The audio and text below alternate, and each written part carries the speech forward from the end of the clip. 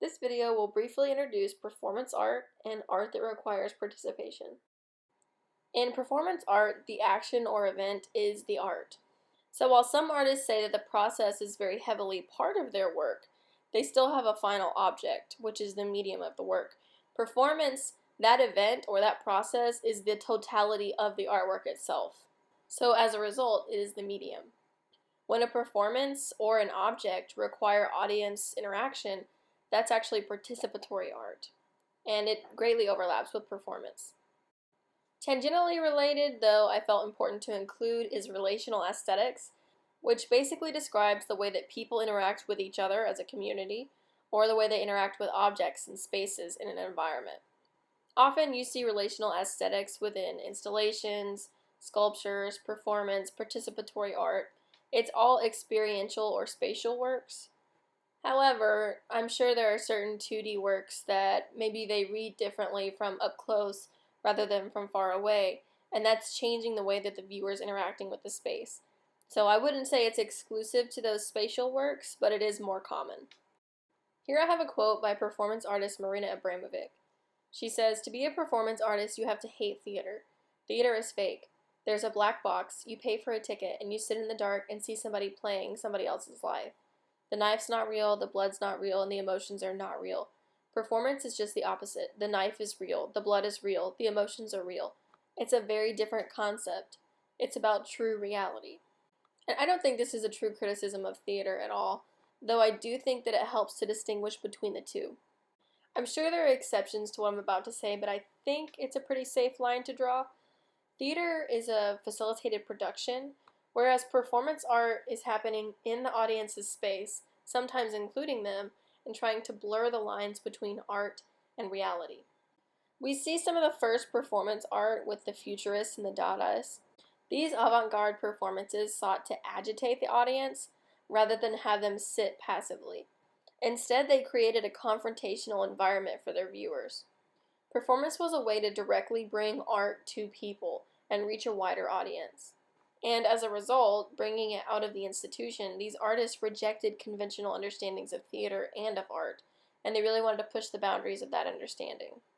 Next we have the Gutai, which is a group of Japanese artists working from 1954 to 1972.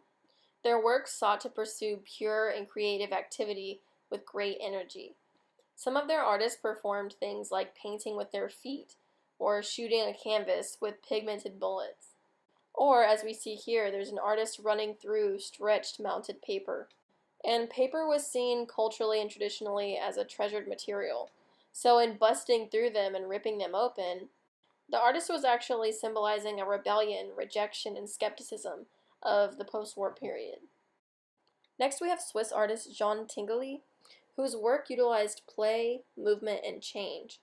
He was critical of modern machinery, so as a result he made his own machines that challenged viewers' expectations. His work was often kinetic and did not utilize science or functionality, which we see in this image here titled Self-Constructing, Self-Destructing Work of Art. The work wasn't meant to function, it was meant to challenge functionality. So while this is a kinetic sculpture in itself, it's also a performance piece. While it was actually functioning, it actually created and then destroyed paintings, smashed bottles, and blue-colored smoke. The point is that it was all very non-permanent. It was a performance, it happened, and now all we have is pieces of the sculpture, which as themselves actually serve as artifacts of the performance that was the actual art. Next we have happenings, which are not supposed to technically have an audience because the audience is fully integrated into the performance. The event is meant to be spontaneous and unrehearsed, yet partially planned because obviously you needed people to show up. But a good way to think about happenings is that the artist sets forth rules, but everything beyond that is up to the discretion of the audience. In doing so, this is a true blurring of the lines of art and life, because it's not a performance, it's literally just people living and being and doing what they want to do. And this term was first coined by Alan Capro in the 1950s, and we can see an example of one of his happenings in the image here. So as I said, in a happening, there's a set of rules that the artist sets forth or an environment that they've created, like the dump in this image. and then the audience is just meant to interact with the environment and the rules at their own discretion. Next, we're going to talk about Marina Abramovic, who's one of the most influential performance artists of all time. First, we're going to look at her collaborations with Ulu, which took place over the course of 12 years. For a portion of that time, they were actually partners outside of art and performance as well. So in this top left photo, both of the artists are standing nude on either side of a doorway. And in order to get by, audience members have to squeeze in between them and choose which way they're going to face. In the top right example, Marina Abramovic and Ulu are again collaborating, wherein one of them grabs the bow, one of them grabs the arrow, and then they lean away from each other. To call this a trust exercise is a bit of an understatement, especially with the arrow pointed directly to Abramovic's chest. The bottom photo shows where they were tethered to one another by the hair, and they sat for 16 hours like this, before eventually inviting viewers into the gallery space for the final 17th hour. You can see a common theme throughout her work and their collaborations of endurance and risk, which really couldn't have been achieved in another medium. Moving on to Abramovic's most famous work, we have Rhythm Zero. During this performance, the artist set out 72 objects on a table, with things like scissors, flowers, a pen, and even including a loaded gun. She told the audience that for the next 6 hours, she would take full responsibility for whatever happened, and that she was an object like those on the table that they could use however they wanted. Some people would put objects in her hand or move her arms, wherein others kissed her or cut her neck or removed her clothing. One audience member actually put a gun to the artist's head with her own finger on the trigger, but this is actually what led to the end of the performance because a fight broke out in the audience, as obviously people had problems with this. Abramovic sought out to see what the audience would do, and she got her answer. While there are people who definitely took advantage, there were people who came to her aid. Moving on to participatory art, which is art that is not necessarily a performance, but it's not completed until it's interacted with. Here we see a work by Brazilian artist Licia Clark. She had a whole series of these objects which she called bichos, which basically just means little critters or little creatures. And they didn't have a set shape, they were just planes of metal that were joined together on hinges. So the real art came from the participation with the audience. As its name implies, these pieces come alive through this interaction, which makes the piece in itself a bit collaborative. Another Brazilian artist, Elio Oiticica, also makes work that relies on audience interaction.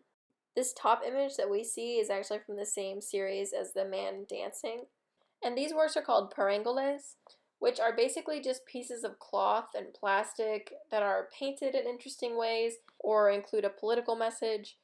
All of these pieces of cloth are stapled or adhered together in odd places so that the participant actually gets to decide how it's worn. So again, the work itself is not necessarily the parangole, but instead it's the collaboration between the artist, the object, and the audience. Because this isn't just a conventional shirt, there's no designated head or armhole, so the audience member participating gets to completely decide how they put it on and what they do once it is on. And similarly, we have a sculpture in the bottom left, which functions in pretty much the same way as the bichos we just talked about. But instead of being little critters, it's a sculpture of drawers with tactile material inside. Looking at participation art in relation to food, we first see Rikrit Tirivnit. This image in the top left, I have seen this work called Thai food or free. Either way, during this work, the artist set up a kitchen in the gallery space where he cooked and served Thai vegetable curry for free. In this work, the actual art isn't necessarily in the food, though I'm sure it was good. The art itself is in the interaction that the viewers have over the meal. So again, the art is the participation, but it's also how the audience members are interacting with each other, the space, and the food, which brings us back to relational aesthetics. Michael Rakowitz has a similar body of work called Enemy Kitchen. It started in 2003 and is ongoing. The work is actually a food truck that serves Iraqi food. So, like the previous work that served Thai food, both of which are facilitating a cultural exchange and conceptually deal with their artist's own identity. Another piece dealing with participation and food, which I don't think is necessarily performative, outside of just having the remnants of a performance. The artist is Sperry. and he will eat with family or friends and stop them in the middle or toward the end of the meal and glue everything to the table and then just take that and mount it on the wall. If the people who were participating and collaborating to make the actual artwork knew that they were participating, the work wouldn't be the same. So, for instance, if someone told me that wherever I put something on the table was going to get glued down, I would probably be very careful about it, or I would have different thought processes rather than just having a document of the way that I ate the meal. So there is a bit of an irony to creating a work most effectively by not knowing that you're actively collaborating on it. Another participatory work that involves food is created by Felix Gonzalez Torres. While most of his work is untitled, this piece is actually in parentheses titled Portrait of Ross in LA. And as a portrait, this work is meant to represent the artist's partner, Ross, who actually died of AIDS.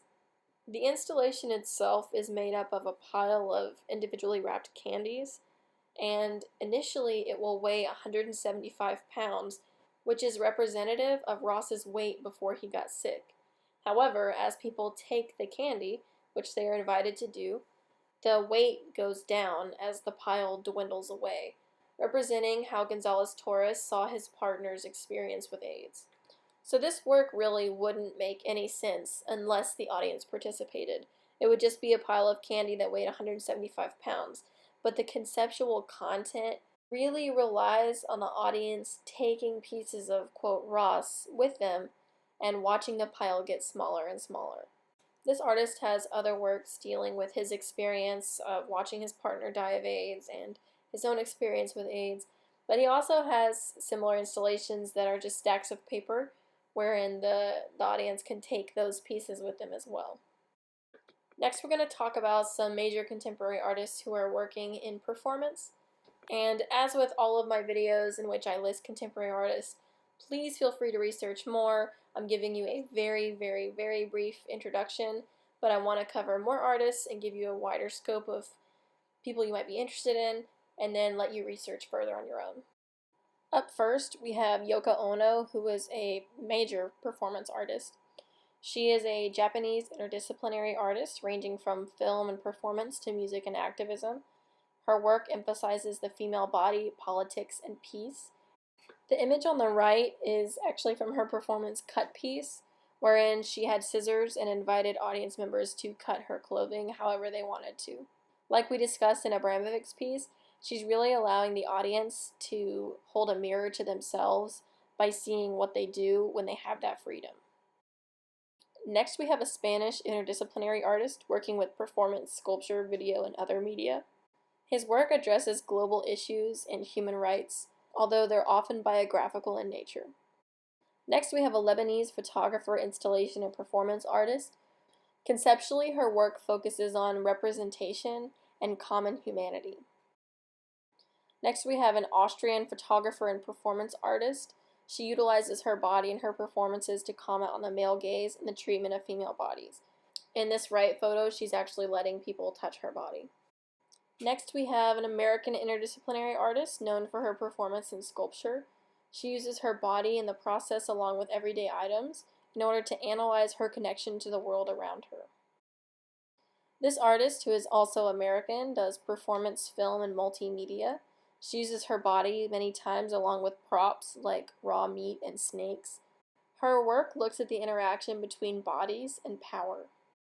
Next, we have a Chinese interdisciplinary artist known for installation and performance. Conceptually, he focuses on social commentary. This work challenges the fact that one person cannot make a difference. So looking at this photo, each of these individual people, though small in comparison to the body of water, are actually raising the water level. Even though it's a minute amount, it does show that one person can make a difference. Next, we have a Colombian performance artist. Conceptually, she focuses on social and political oppression, gender, and environmental issues. Like most of these artists, she utilizes her body, though she does take it to the point of self-harm to get her point across. Now we have American interdisciplinary artists utilizing sensory experiences like video and public performance. She has an interest in history, speech, and politics, and challenges conformity to the public norm. Next, we have Iraqi-born performance artist utilizing audience interaction, usually addressing political topics like war and violence, especially in relation to his own multicultural identity and experiences. Next, we have American interdisciplinary artist, primarily working in sculpture and performance. Her focus is on abusive structures, the self, womanhood, and trauma. Her work emphasizes willful and radical vulnerability. Now we have American philosopher and interdisciplinary artist who creates work with photo, video, sound, performance, installation, and more. She describes herself as, quote, mixed like all Americans. She focuses on identity, primarily addressing issues of race. Her work is often confrontational and provocative. Another artist, who is Cuban American, works interdisciplinarily within sculpture, painting, video, and performance. The artist draws connections between nature and humanity, using her own body to represent women. She's most well known for her earth body performances, which we can see here. Next, we have a collective of 4 young Chicano artists. They were based in Los Angeles and were most active between 1972 and 1987. Their work focused on politics and social justice, specifically addressing Chicano civil rights. Next, we have an interdisciplinary American artist using sculpture, installation, video, and performance. He's known for his works during which he crawls in various locations wearing different outfits. So here he was actually crawling through New York in a suit. This next artist is actually Payoncachom or Luceño and Mexican American, working primarily in photography, installation, and performance. Conceptually, his work is focused on defending his indigenous identity, and it challenges the treatment of Native Americans and other indigenous people, especially in regard to museums and the treatment of cultural artifacts. And now for the so what. Why does this matter? Well, performance art can be fun and explorative, or an investigation of formal qualities, or even how people interact. But even beyond this, performance art can be a direct act of protest. In the nature of just having something be performative, it's going to require the use of the body. And this really lends itself to feminist activist work, because it can change the narrative or flip the script or create a new visceral understanding of something by putting the audience in a certain position. Another more practical reason for learning about this is that performance art happens anywhere. And now you'll know a little bit more about what's happening and why and how you should interact with it. This medium also challenges how most people conceive of materials or medium within the art world. So I think that's another benefit of being exposed to and learning about this topic. If you're interested in any of these performances or others that I didn't cover, I would strongly encourage you to look them up, because you can probably find full or at least partial videos, and it's totally different to see something performed, obviously live, but if you can't access that in video is much better than stills. And that is where I will conclude this lecture. So be sure to get some sleep, stay safe, and I'll see you all in class.